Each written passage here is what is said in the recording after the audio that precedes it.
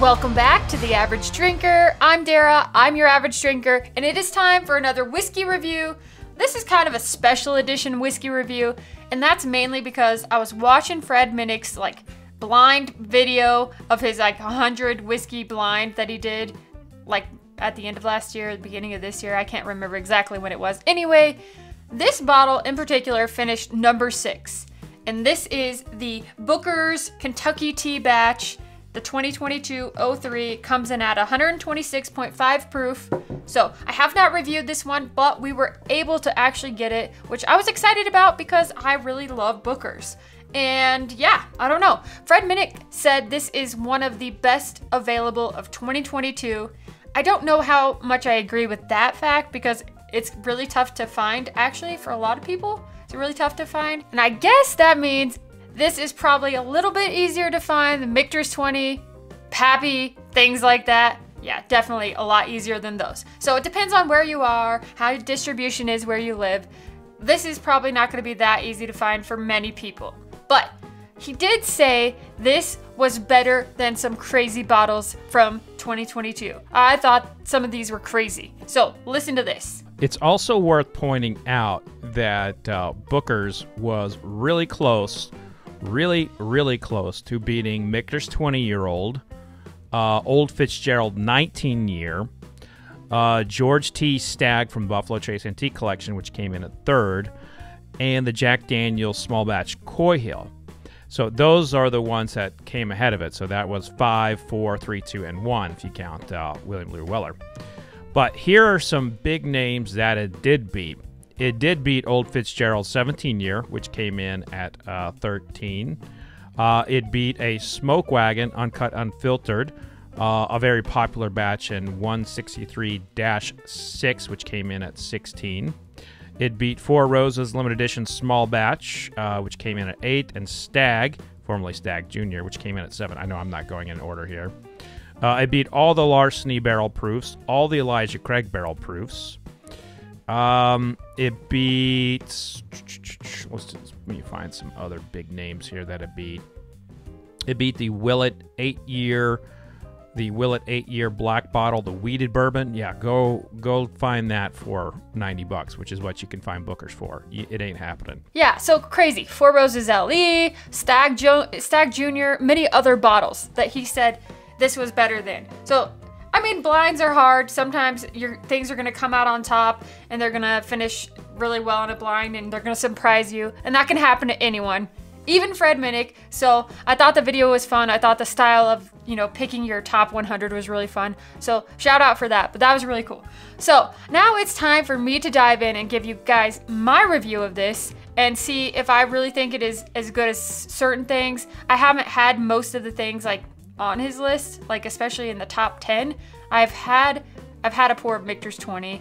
I haven't had other things, but I have had a lot of Elijah Craig barrel proofs and other things like that. So I'm gonna let you guys know what I think, and yeah, that'll be my review. So here you go, let's dive in. Thank you guys so much for watching, for subscribing, for liking, for commenting. Let's dive in on this one. Cheers to you. There we go. So again, this one comes in at 126 proof-ish. 126.5, I believe I said. Yeah, 126.5. Kentucky Tea Batch. Here we go. On the nose, this one is super rich in your face. Super rich, super sweet, vanilla, a hardcore maple syrup, cinnamon, oakiness, a light layer of peanut. So kind of letting you know, hey, I'm still Jim Beam. Yeah, that's what's in there on the nose. The nose overall smells really nice, and you can definitely tell there's some proof there. It doesn't quite burn the nose hairs, but you can definitely know that there's some proof there. All right, let's taste this.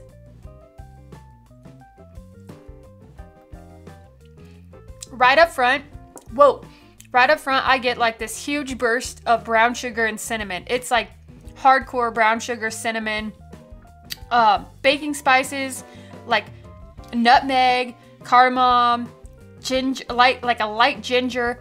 Then it goes into the sweeter notes of a lot of vanilla. This is a holy moly vanilla, a lot of vanilla. You do to mid to back palate you get a little bit more of that like light salted peanut in there. And it's kind of layered and intertwined with caramel. Overall, yeah, ooh, even the finish is really nice. The finish, it stays there. It's definitely warm. Like, it's definitely a warm finish. Like, you can tell the proof is there. It's gonna give you that Kentucky hug. It's good. It is really good. There's something funky to me on this palette, and I can't quite, like, there's some weird, like, citrusy note to me. It's a little bit off-putting, but not, it doesn't make it bad. Like, I think this is still good. In my mind, I wanted this to taste like, you know, sweet tea with lemons in it. Obviously, that's not the case. It doesn't taste like that. It's just called Kentucky Tea Batch. But maybe that weird, like, note that I'm getting, that citrusy note, is lemon. I don't know what it is. I can't quite put my nail on it, but it's something that's just a little weird in the mid to back palette that's throwing me off just a little bit. Yeah, that could be it. It's like a funky lemon. So in my mind, like, mixing lemon with like a peanut caramel, lightly chocolatey oakiness is a little, it doesn't quite mesh together like I want it to, but it's still good. It just stands out above all. So it's got a lot of complexity to it. It's not as balanced as I wish it would be, but it's still very good. So this is a great pour, but it's not like one of the best pours I had of 2022. There are so many other pours that I had in 2022 that were better. In fact, I think this is not nearly as good as like C922, Elijah Craig Barrel Proof C922, and that was one of my favorite whiskeys of 2022, my favorite bourbons of 2022. So this is good. I would give this one, I'm gonna give this one 3.7 corks out of 5. It's still good. It's above average. It's still good. It's still enjoyable. So if you like the Booker's profile and you like Booker's, definitely pick one up. But to me, I don't think, I mean, it is tougher to find than Elijah Craig Barrel Proofs, depending on where you are. Maybe like a Knob Creek single barrel, things like that. There are some other bottles that are sitting on the shelf, like Calumet 16, which is really hard to compare to this because proof is way different. It's 21 proof points different. It's a lot older, a lot oakier, so way different, but it's also sitting on the shelf and you can find it. So I don't know, that's my thought on this. I do enjoy this, but it's not like one of the best I had in 2022, and that's just my opinion. You know what? That's what makes whiskey drinking so much fun. We all have different palates. We all have different ideas on what tastes good and what doesn't taste good, and also blinds. Blinds are the true teller of something. Like, it really makes, you know, it takes all the bias away. It takes everything away. You're just drinking it blind. And I think generally higher proof whiskey does better in a blind for me because it has more, especially more spicy, like pow in the face whiskey. So there are my thoughts. Let me know what you guys think. Have you tried this? Let me know in the comments. As always, I really appreciate you and your support.